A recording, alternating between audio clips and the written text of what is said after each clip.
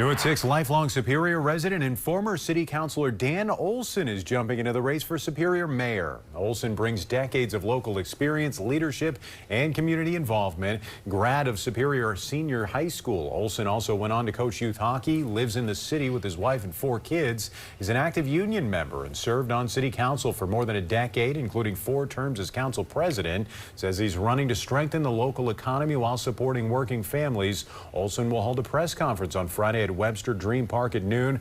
Current Mayor Jim Payne is also seeking re-election. The seat will be on ballots next spring.